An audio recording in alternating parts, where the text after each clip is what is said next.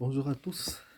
Nous sommes dans la joie aujourd'hui de partager avec vous un des éléments importants de notre foi qui nous fait la joie. Et nous lisons la parole de Dieu qui est même notre pain quotidien. Pourquoi la parole de Dieu est un pain quotidien? C'est parce qu'en fait, quand vous voyez la relation même humaine est établie et l'un des canaux les plus importants de communication entre les hommes, c'est bien la parole. Les hommes se parlent. Ils se parlent, on aime bien écouter. Il y a eu même des gens qui ont cultivé leur façon de vivre en passant leur temps à écouter et à dire des nouvelles, comme le dit la Bible. Et moi, j'aimerais fixer juste un petit point pour vous souhaiter quelque chose qui est merveilleusement bien. C'est le souhait qui provient d'un cantique que nous avons l'habitude de chanter. Nous avons l'habitude de chanter « Quel bonheur de marcher avec lui ».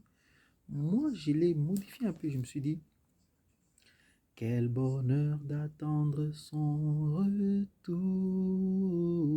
Quel bonheur d'attendre son retour.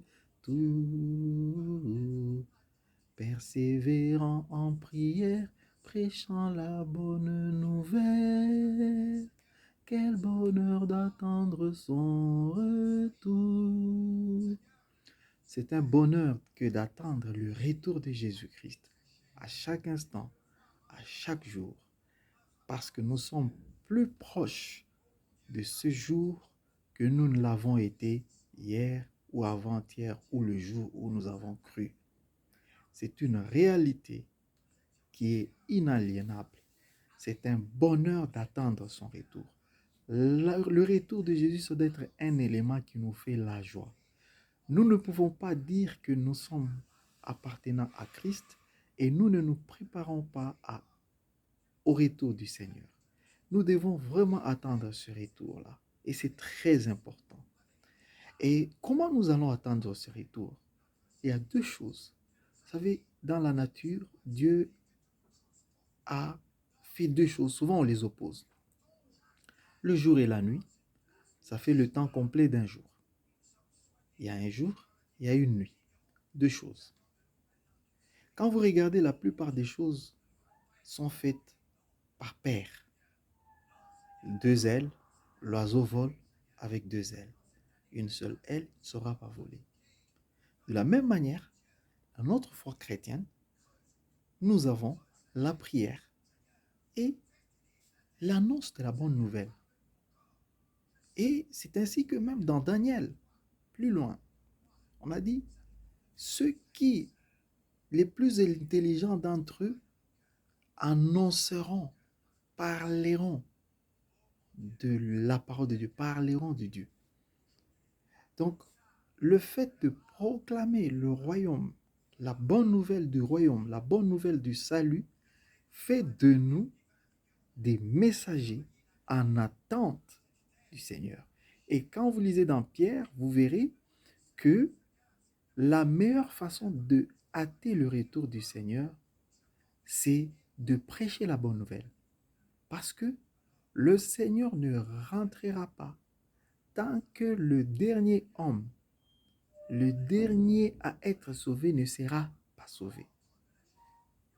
Attends le retour du Seigneur, nous exhorte Pierre. Attends le retour du Seigneur. En faisant quoi? En persévérant dans la prière, cette prière de laquelle nous tirerons la force, parce qu'il est dit, toujours dans Pierre, la fin de toute chose est proche. Soyons donc sobres. La sobriété et sages, appliquons notre cœur à la sagesse pour vaquer à la prière. Une vacation à la prière, ce n'est pas une prière faite à la hâte, ce n'est pas une prière routinière. Une vacation à la prière, c'est des moments inspirés par le Saint-Esprit, des invitations qui vous viennent de façon circonstanciée et circonstancielle pour vous inviter à la prière. Vous avez à préparer vos études. Prenez le temps de prier. Prenez le temps de vous asseoir pour réfléchir. On ne peut pas construire, on ne peut pas avancer sans réfléchir, sans faire un plan. Et le bon plan se prépare en prière. Lorsque nous prions, lorsque nous nous donnons la prière, nous persévérons dans cela.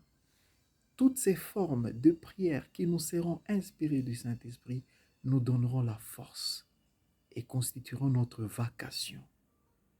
On ne peut pas parler de vacation lorsqu'on a des prières de 2 minutes, 5 minutes, au réveil, avant le repas, avant de dire, avant de sortir, et ainsi de suite. Il faut penser aussi à avoir des moments qui sont des moments vraiment dédiés au Seigneur. C'est très important que ces moments-là soient réellement accordés. Prendre de votre temps pour vraiment passer du temps dans la prière. C'est un fait. Et l'autre fait, c'est apporter la bonne nouvelle. Apporter la bonne nouvelle, ce n'est pas un fait du hasard. C'est une nécessité qui nous est imposée. Nous avons l'habitude de débobiner ces choses, mais parfois nous oublions le bien fondé, la valeur de ces choses quand nous les faisons et quand nous savons que cela contribue à notre bonheur. Parce que quand nous attendons Jésus-Christ, c'est un bonheur que de l'attendre. C'est une joie que de l'attendre. Et quand nous avons cette joie, persévérance dans la prière, prêchant la bonne nouvelle, sont les deux ailes qui vont nous soutenir. Parce qu'il est dit, mon juste vivra par la foi. Et cette foi n'a que ces deux ailes qui sont la prière et l'annonce de la bonne nouvelle qui rendront notre foi vivante. Parce que lorsque vous prêcherez la bonne nouvelle et que les gens seront sauvés, vous verrez que Dieu accomplit ses promesses à travers la prédication de l'évangile.